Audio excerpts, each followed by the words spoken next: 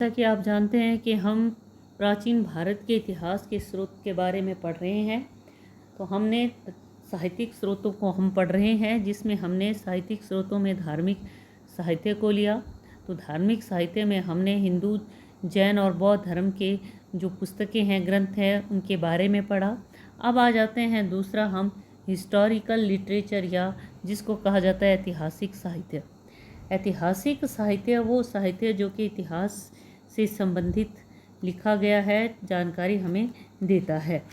तो ऐतिहासिक साहित्य को हम दो भागों में बांटते हैं, एक है ऐतिहासिक साहित्य और दूसरा है अर्ध ऐतिहासिक साहित्य।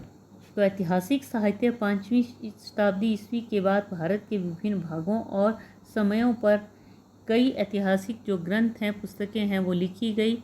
तो इनको भी ऐतिहासिक स्रोत के रूप में माना गया। तो कौन कौन से ग्रंथ?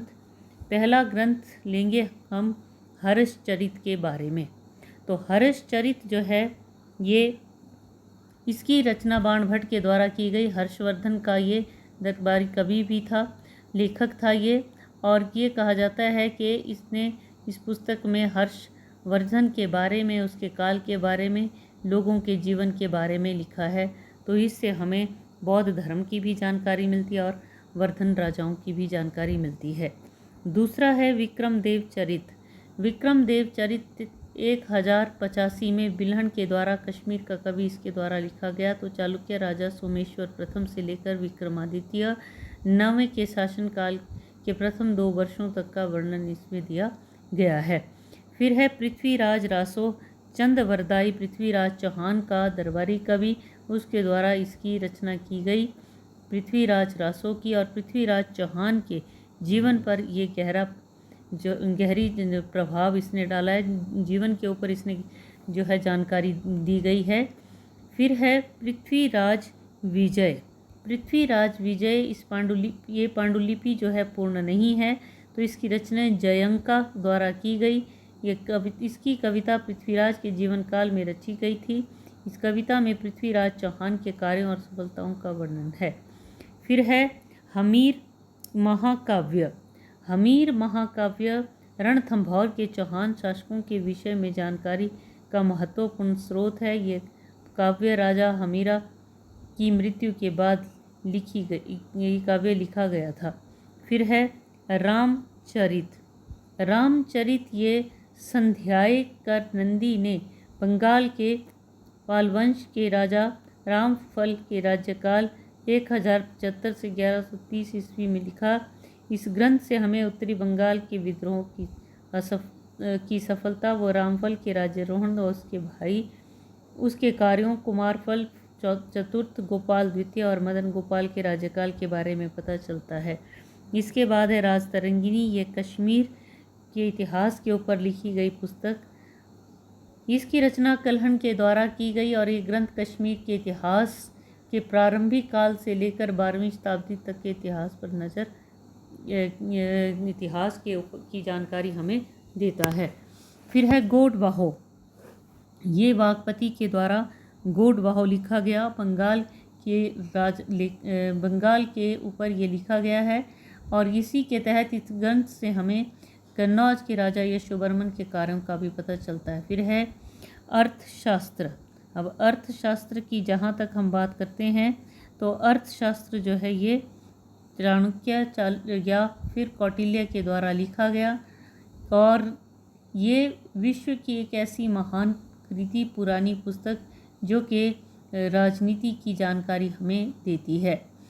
फिर है इसके बाद अन्य ग्रंथों में, गुजरात के ऐतिहासिक ग्रंथों में सोमेश्वर की रसमाला, कीर्ति कौमुदी, मेरुतुंग का प्रबंध चिंतामणि, राजेश्वर का प्रबंध कोश, तो बहुत से अन्य जो लेखक हैं उनके द्वारा भी पुस्तकें लिखी गई।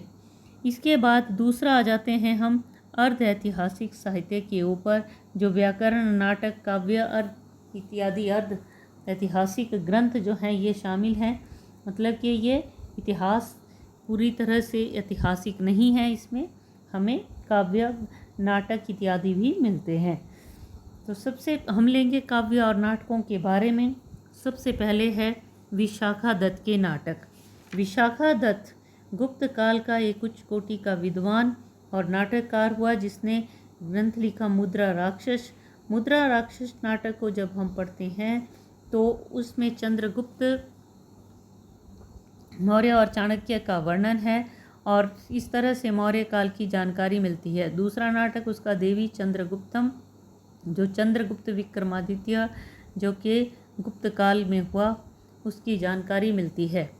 दूसरा आ जाते हैं हम कालिदास के नाटक इत्यादि। तो कालिदास महाकवि कालिदास के नाम से जाना जाता है, जिनको शेक्सपियर भी कहा जाता है भारत का।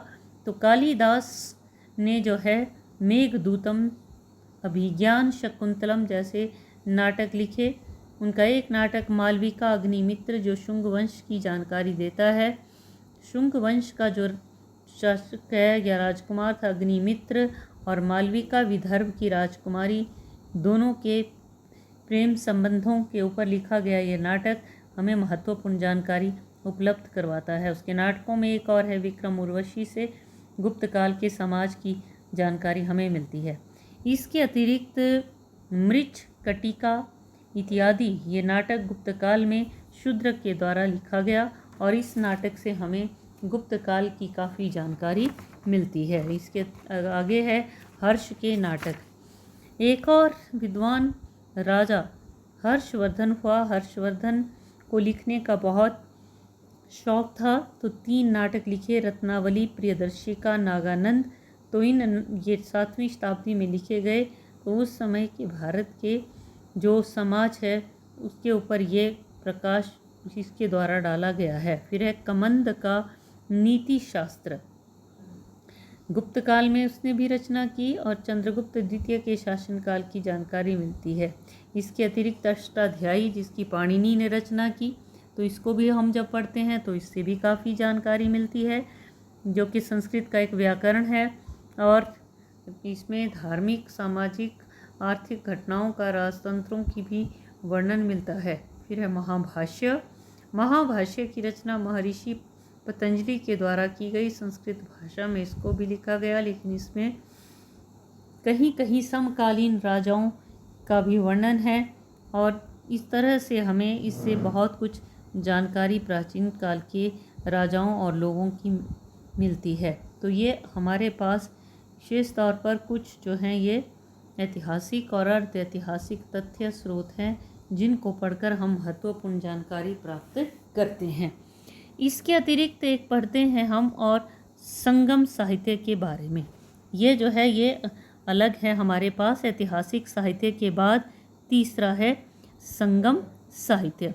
तो संगम साहित्य के अंतर्गत जब संगम जो है ये प्राचीन राजाओं के समय में विशेष तौर पर ये एक तरह से कवियों का, लेखकों का या विद्वानों का सम्मेलन हुआ और तमिल भाषा में ये जो संगम है ये इनकी रचना की गई। और इसी के अंतर्गत संगम का जो समय है वो एक नहीं है, करीब ये कहा जाता है कि संगम में 3 संगम हुए। तो संगम में 3 संगम में पहला जो संगम चला लगभग 4400 वर्षों तक ये चलता रहा, इनके काफ़ी समय तक ये चलता रहा। और दूसरा संगम जो है ये 3700 वर्षों तक चलता रहा, इनके 3700 वर्षों तक अनेक राजाओं ने इसको संरक्षण प्रदान किया और बहुत से नाटक, व्याकरण इत्यादि जो हैं जो कि तमिल भाषा और अन्य भाषाओं इत्यादि में रचे गए। और इसके अतिरिक्त तीसरा जो संगम है इसमें भी बहुत से महत्वपूर्ण जो महाकाव्य इत्यादि हैं उनकी रचना की गई। तो ये है हमारे पास कुछ ऐतिहासिक जो स्रोत और साथ ही साथ संगम साहित्य इत्यादि। विदेशी यात्रियों के वृत्तांत के बारे में और पुरातत्व जो लेख है उसके बारे में हम आगे चलकर पढ़ेंगे कि किस तरह से पुरातत्व लेख हमें प्राचीन भारत की जानकारी उपलब्ध